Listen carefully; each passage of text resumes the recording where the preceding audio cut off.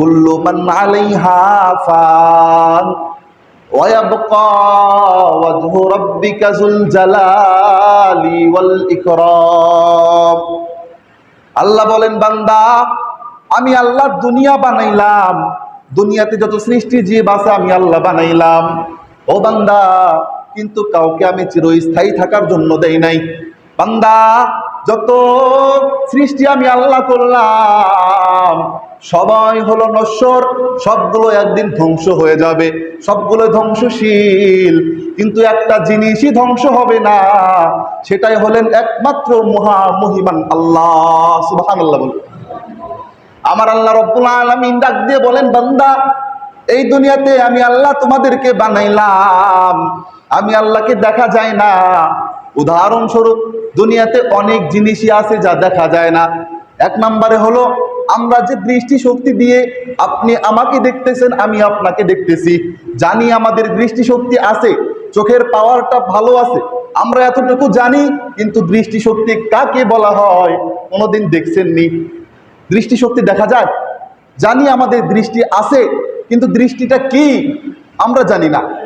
কান দিয়ে শ্রবণ করতেছি, আমি কথা বলতেছি, আপনারা শুনতে পাইতেছেন, কানের শ্রবণ শক্তি আছে, কিন্তু দুনিয়াতে কোনোদিন পর্যন্ত শ্রবণ শক্তি দেখা যায় না।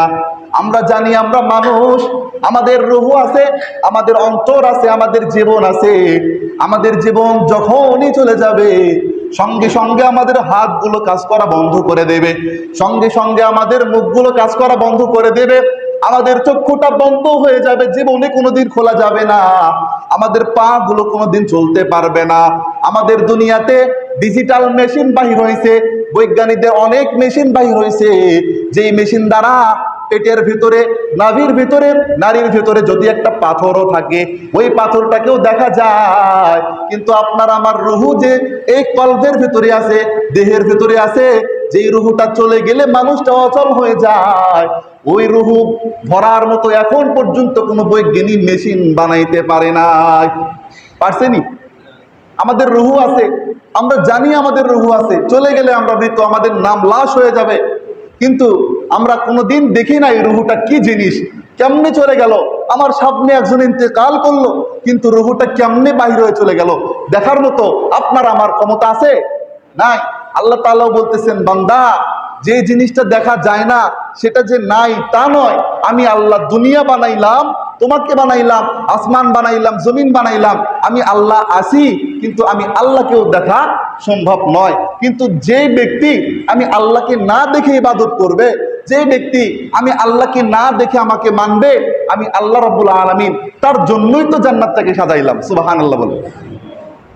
আল্লাহ রাব্বুল আলামিন বলেন, যালিকুমুল্লাহু রাব্বুকুম খালিকু কুল্লি শাই লা ইলাহা ইল্লাহু ফাআন্না তুফাকুন। আমার আল্লাহ বলেন, বান্দা আমি আল্লাহ হলাম তোমাদের স্রষ্টা। যালিকুমুল্লাহু রাব্বুকুম, আমি আল্লাহ তোমাদের রব। খালিকু কুল্লি শাই, আমি তোমাদের স্রষ্টা। লা ইলাহা ইল্লাহু, আমি ছাড়া তোমাদের কোনো ইলাহ নাই। বান্দা একমাত্র যাকে মানবা তিনি হলাম আমি আল্লাহ।